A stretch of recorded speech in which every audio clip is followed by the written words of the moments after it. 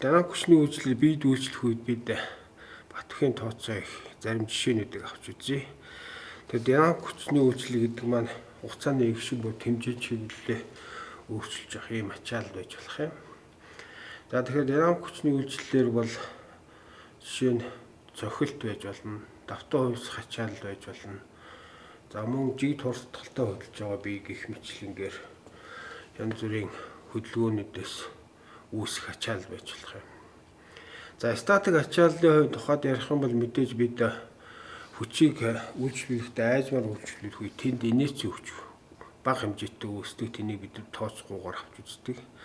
За гэтэл динамик ачааллын үед хүч хурдтгалтайгаар үйлчлэх үед мэдээж инерцийн хүч үүснэ. Ингээд инерцийн хүчнээс нэмэгдэл хүчтэй бий болох жишээтэйгээр энэ хүчнүүдийн үйлчлэлээр ингээд динамик ачаалт эд анги статик ачааллыг бодоход илүү бага хүчтэй төлөвт эвдэрдэг юм байна.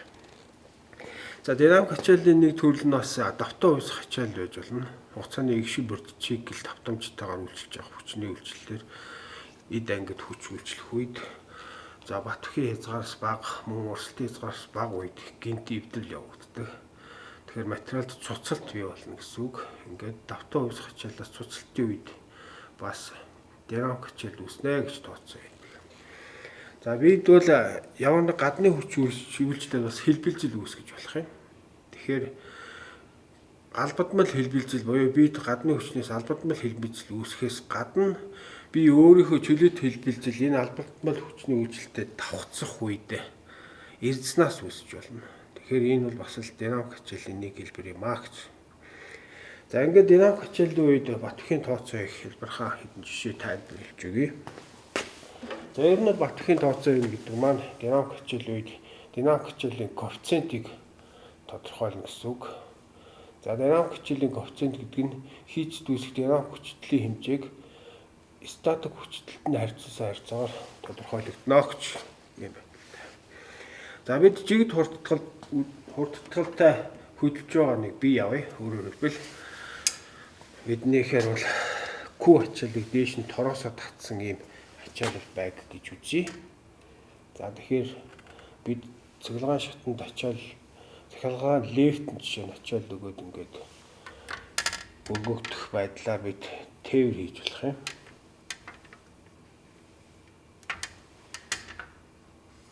За энд ачааллын хэлбэрийг тэгш үнцгт хэлбэртэйгээр энэ тороос татлага байна гэдэг. За тэгэхээр энд Q хэмжээний хүчээр өөрийн жинтэй байг дээшээ татахаар энэ динамик хүчний утга үүснэ. Ийм байдалтай. За энэ үед бид энэ тороосны нягтыг мөн талбай өгсөн байг гэж үзье. Ийм байдалтай. За тэгэхээр динамик ачааллын үед Батбахийн тооцоо их нэг арга нь болохоор Даланберийн зарчмыг ашигладаг. Даланберийн зарчим ашиглана гэдэг маань жигд хурдтгалж байгаа хөдөлж байгаа бид хурдтгалынхын эсрэг инерцийн хүч үйлчлүүлэхэд тэр эгшин зургийн тэнцвэрт байдалд орно гэж үздэг.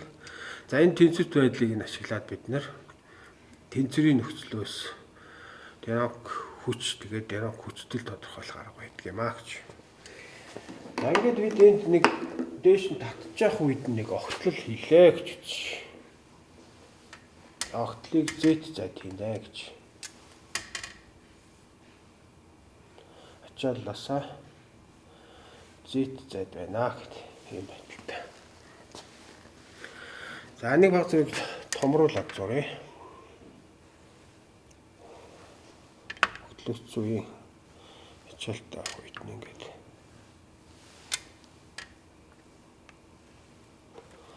За тороос Z огтлоор татагдсан байг.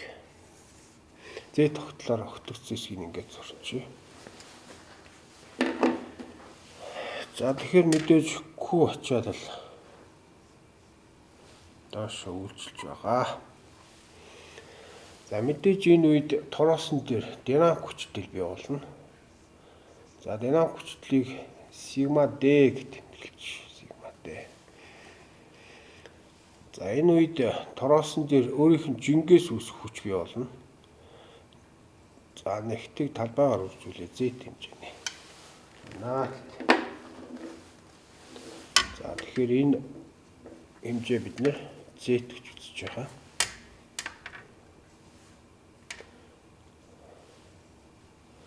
За даланбэрийн зарчим ёсоор хурдгалын хөдөлгөөнийх нь эсрэг чиглэлд бид нэмэлт инерц хүч үйлчлүүлээ гэсэн. За тэгэхээр инерц хүчийг G гэж тэмдэглэх юм бол массыг хурдгалаар нь үржүүлээд тодорхойлно.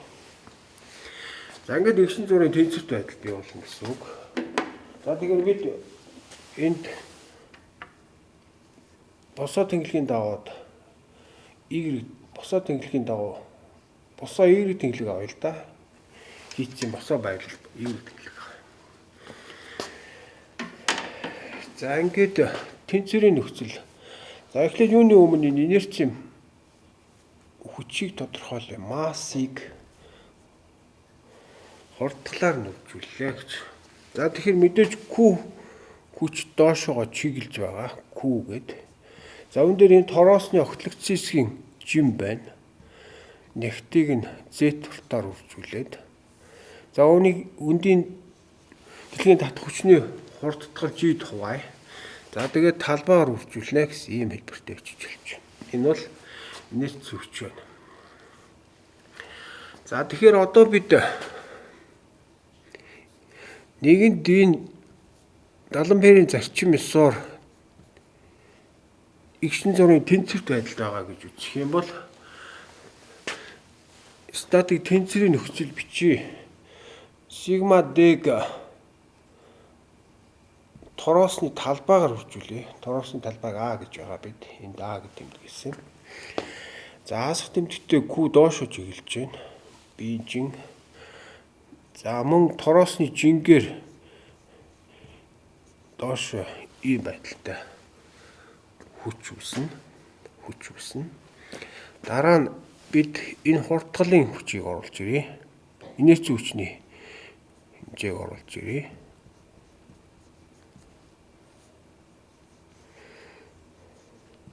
За ингээд тэгтээ тэнцэнэ гэж. За эндээс динамик хүчлийг тодорхойлох юм бол Q дээр нэмэх нь тороосны жим байна. За энийг талбай туваах нь нэмэх нь за инерцийн хүчийг талбай туваана гэсэн үг. За талбай нь А гэж үзвэл эндээ хүчний хурдтгал Агаар үржүүлсэн хүчтэй тэнцвэр. За ийм байдалтай очиж байна. За тэгэхээр баг зэрэг хувиргалт хий. Q дээр нэмэх нь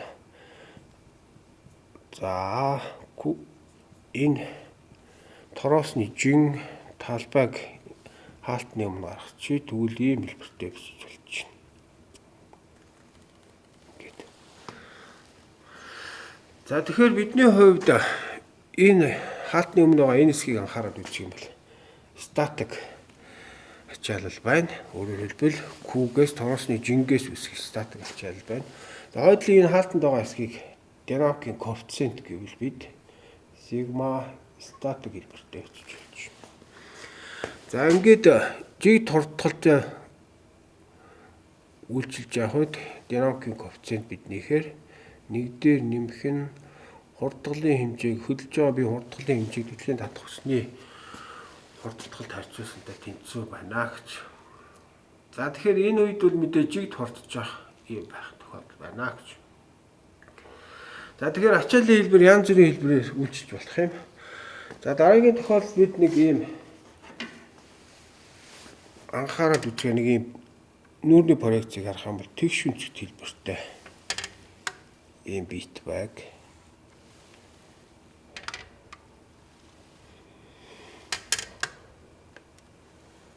Тэгш үнцгт хэлбэртэй. За энд нэг дээцийг авъя. Дээцийг аваад энэ дээд чиг дээр эргэлт хөдөлгөөн хийх байдалтай байлаа гэж энэ биетийг ингээд аваад үзэх. За тэгэхээр эргэлт хөдөлгөөн хийхдээ ийм энэ дээр жишээ нь нугсан тулгуур байж болох юм. Тэгвэл омега хэлбэртэй эргэж яана гэж үзэж болох юм. За нийт энэ биеийн уртын хэмжээг L гэж тэмдэглэе. L урттай бивэг. За түүнээс гадна энэ биеийг нэгтэн гамма тэгээд талбайг нь А гэж өгсөн байлаа гэж үзье. За тэгэхээр бид энд одоо бол дээжигтэй харьцангуй эргэж явах үед динамик хүчтэй яаж үүсэх вэ гэдгийг тодорхойлохын тулд нэг огтлол хийх. За энэ огтлол энэ дээд тулгуур гэдэг юм уу эргэлтийн төвөөс Z задаг. Z гэсэн задаг. За мөн дахиад нэг огтлол хий.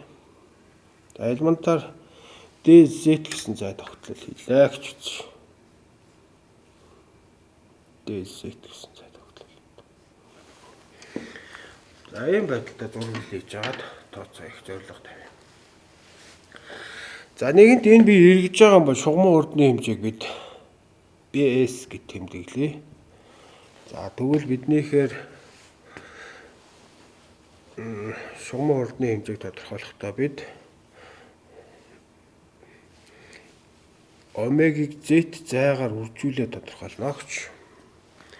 За мөн хурдгалын энэ хэмжээг тодорхойлох юм бол шугамын урдны хэмжээг квадрат зэрэгдэвшүүлээд Z тарьцуулна. Ингээд омега квадрат Z гэсэн хэлбэртэй боллоо гэж. Тийм боллоо. За энэ элементар хэсгийн одоо бол энэ элементар зурус хэсгийн массаас үүсэх инерци хүчийг тодорхойлъё. За тэгэхээр энийг Dn гэх юм бол инерци хүчийг Dn гэх юм бол массын хэмжээг элементар энэ хэсгийн массын хэмжээг хурдгалаар нь үржүүлж тодорхойлно гэж. Хурдгалаар нь үржүүл тодорхойлно. За биднийхээр бол масс нь энд гамма А Z хэлбэртэй болно. За энийг G дэлхийн татгуучны хурдгалт хуваана. За бидний хувьд эргэлдэж явах үед омега квадрат Z хэлбэртэй хурдтгал үүсэж байгаа гэдэг ийм хэлбэртэй байж болж байна. За үүнийг бид нийт уртаар нь интегралчлах юм бол өөрөөр хэлбэл нийт инерци хүч бид үүсэх инерци хүч тодорхойлогдно. За ингээд интегралчлая. За бид нэр гамма омега квадрат гэдэг утгыг чи тэгээд Z гэвэл дэлхийн татгуучны хурдгалт хуваана. Ингээд DZ хэмжээгээр үржүүлээд интегралчлана гэсэн үг. За ингээд интегралчлах юм бол гамма А омега квадрат L квадрат болголоо энд. За тэгээд 2G хэлбэртэй болголоо. За энийг үүсэх инерци хүчний хүчтлийг бид нэр өөрөөр хэлбэл бидний тодорхойлсон N хэмжээг инерци хүчний N хэмжээг талбайд нь хуваая гэвэл за энд ийм хэлбэртэй боллоо. Гамма омега квадрат L квадрат за 2G тарьцуулна гэдэг. Өөрөөр хэлбэл энэ А хурагдчихлаа гэж. За бидний хувьд энд шугамын урдыг омега Z гэж тэмдэглэсэн. Тэгвэл энэ хэлбэрийг энд хэвтлийг бид нэр шугамын урд BS-ийн квадрат хуваах нь 2G гэсэн хэлбэртэй хүчтэй хийж болж байна. За ингээд нийт динамик хүчтэй маань биднийхээр бол одоо статик хүчтлийн хэмжээнд дээр инерци хүчнээс үүсэх хүчтлийг нэмье. За инерци хүчтлийг EI гэж тэмдэглэсэн юм байна. За тэгэхээр биднийхээр нийт энэ биеийн жинг болохоор гамма А L гэж тэмдэглэж байгаа. Энийг А хуваах юм байна.